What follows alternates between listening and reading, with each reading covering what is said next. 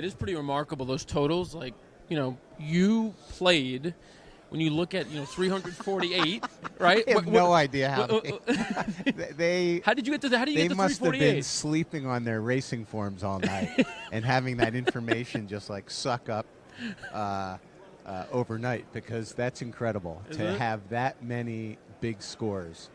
I eked out, 3 or 4, and I barely broke the 200 mark, I think. Yeah, which is good. And most years you would have made day 2 easily. I had a great first day, a horrible second day, and that's what it's like. Yeah, it's that kind of up. It's and down. hard to stay hot straight through. Yeah. And then the third day in the consolation, I had a nice little 10-minute streak of ecstasy, and then brought back down to earth. That's what this game's about. Oh, my God. That does sum it up pretty well. Exactly. So we're back live here at Bally's for the National Horse Players Championship. Joining us is Russ Sapienza of Taste of Victory Racing Stable. And as you've just heard, contestant, what they call him, contestant, right? In the NHC this year, a rookie for the first time in the NHC. Probably the oldest rookie in the place, but no, not at all, not at all. It's interesting. There are, in terms of the final 10 players, there are a couple of players who are younger. Eric Bialik, actually, this is his 5th time at the NHC, and he's 29. That's awesome. So making it 5 times, nice.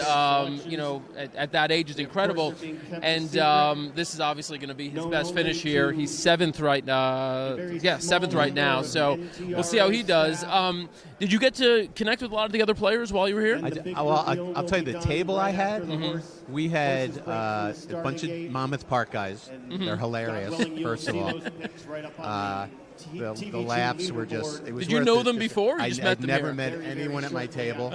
I sat next to Kenny Peck from Daily Racing Form as well, which was great. And they had 5 of the final 69 spots in our table. Wow! So I just went to school on them. Listened, kind of understood a little bit about how they play, but a lot of them were also playing two entries. Yeah. My brain would explode if I had right. to play I two wonder entries. I that's an advantage. I speak to some of these players like, I've got to do this on this one, this one. It seems like too much. I said, is like one of your entries like your Saturday at Belmont guy, and the other one's your Tuesday at Parks guy player.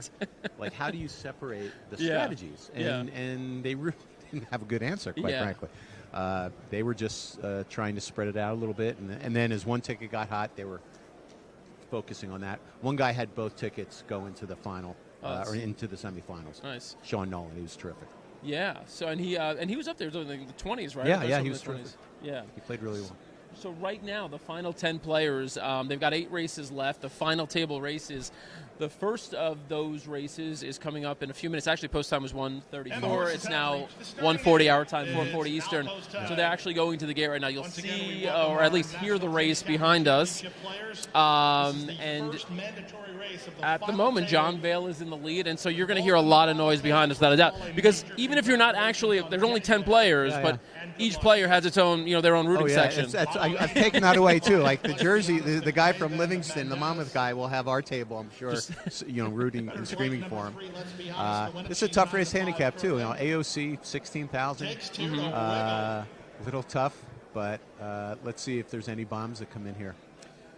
Yeah, so and they are still pretty tightly packed. So I mean, you could see this getting to a point where even a 5-to-1 shot or a 6-to-1 shot shakes things up a little bit. Yeah, I mean, if I was in that top 10, I would probably be looking for 4 or 5-to-1s, not a 12 or 15-to-1 at this point. I just want to kind of start to chip away. Mm-hmm.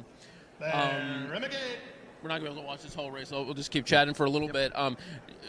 Let's just establish a little bit of your background, what you do, and how you got involved in all this, in racing specifically. Well, I had a whole career in management consulting at PricewaterhouseCoopers. I was a partner in their sports and media entertainment practice, so I was always connected to things like this.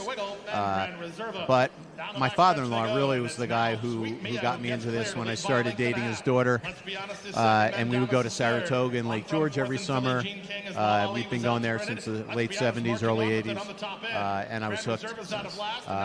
Maybe got a little hooked before that, as I grew up in Pennsylvania, big Flyers fan, and one day in high school we decided to go to Brandywine Racetrack. It doesn't exist anymore. It's in Brandywine, Delaware, where the Stanley Cup was on display because the Flyers had just won the Stanley Cup. And we went down, and I looked around and said, wow, this is kind of cool. What's going on here besides the Stanley Cup? But I always took that away as an interesting experience lesson in my consulting career, and now in racing, and as I help manage a racing syndicate, to create really great experiences surrounding the racing. Yeah. It's not the horse is the star. Exactly. But it's an experience that goes beyond give people, especially in an industry where we're trying to get more people involved. Yep. I want to come back to Taste of Victory in a second. So right now, let's just kind of let people know where we're at. We've got a 4-1 and a 6-1 battling to the wire. Ooh. It was close. I think the inside got it, though, right? Sweet Mia. Yeah, 4-1. So 4-1 and a 6-1. And so the cool thing they do, you can't see it behind us, but in that screen right there, it shows you what each player picked, and it looks like only one player had Sweet Mia, and that's going to be is that the fourth place? 4-1. Yeah. Number 6. Thomas Goldsmith. Thomas Goldsmith. So California guy, second time at the NHC. So he's definitely going to move up. And Ralph Magnetti. Unofficial, of course. Ralph Magnetti in ninth is also going to get some place money. Yeah, I mean, look, I think it was the inside. Thomas Goldsmith did select Sweet Mia. So that'll be good. So what he's at now, let me see, 328. Yep. He knows May have held on. 328. He's going to add about what? In our ninth 13 or place, 14 or $15 to his total. Contestant Ralph Magnetti had the six. That'll move him into second Billie without a Jean doubt, King. and he might only be Await the results of the photo. once the dust settles, he might only be about a couple of bucks off of And the posting of prices. off of the leader in John Yeah, Bale. second, third, and fourth were within dimes of Yeah, one another. that's incredible. I was just looking at it now. Yeah, 329.80, 329.60, 328.30. That's incredible. So tell us more about Taste of Victory. So that, look, it sounds like, so I run a syndicate or a partnership. I want to get people involved in racing. There's a lot of stuff that goes into that. There's paperwork. There's There is the reason a lot of people tend to go with the syndicates is we take care of their licensing. We take care of all the bookkeeping, the bills. We budget. Yeah. You have to be very good in this industry. Yeah. And very good at budgeting to be successful. We also arrange for all the morning experiences, the afternoon experiences, and people love having just a little bit of the horse. They yell as if they have the whole horse and experience it as if they have the whole horse, even though they might only own the ear. It's really cool that I could tell just from talking to you, and obviously I know you outside of this, that you really do put a lot into what you brought up, which is that creating something beyond actual race day, right? Yeah. Getting people up close to the horses, they could touch them, feel them, smell them. Is that really why you do it? Is that it? Oh, well, I think the mornings are as fun as the afternoons. I'll put it that way. And there's nothing like having a cup of coffee on the backstretch at Saratoga, or for those that have been lucky enough to be at Clocker's Corner when the sun rises. It just puts you in a whole different place. So we love that, and we love the animals, and we love taking care of them.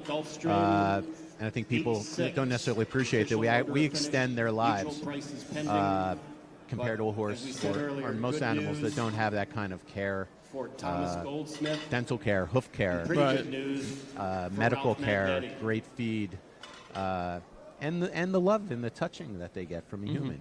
I think it almost doubles from what I think there was a study that certain people outside of this industry should read that shows that a thoroughbred has a life of about 21 years compared to about 10 or 11 years of a horse that's not taken care of by the industry.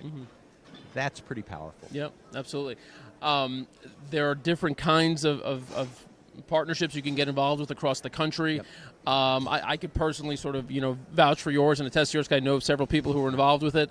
And so for anybody who's interested, let them know where you're located, where you race horses, and how they can get involved. Well, Taste of Victory Stables is really a national stable. We ran 77 times last year. We have about 25 horses in training at some point in their life.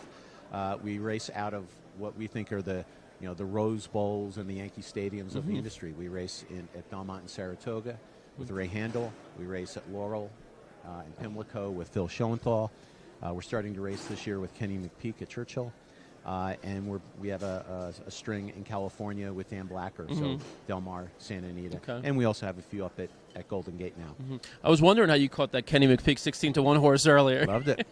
Yeah, showing your first-time starter, showing your bias there, right? Yeah. Just you got to go with your trainer. We'll have a first-time starter with him sometime this year. Nice. Hopefully the same result. So good stuff. We talked about like when things are winding down and you've struck out and your time here is over. Yeah. What you do when you're in Vegas here, you're trying to kill some time. What are you going to do from here until you take the flight back home? I tried to move my flight up. It didn't work. Tough. I will be at the craps table tonight for sure, and watching to see who takes home the 800,000. There you go. You playing any games here? As you can tell, I'm watching the OKC Celtics game here, so I've got some action. I haven't, so no, I'm going to have to go to the sports. I've been so ingrained when you're in this tournament, 18 races a day for 2 days plus the consolation. You are just your brain becomes fried. So I need these little breaks to clear my mind. I'm sure I'll head to the sports book in a little bit. Yeah, I need a full detox once this thing is over. Looking thank forward. God it would be Monday. I never thought I'd say thank God it's Monday, but this is 1 week. This is Monday we're looking forward to, right? Yes. Exactly. All right, Russ Sapienza with us. Tasty victory. We'll be back here in a little bit.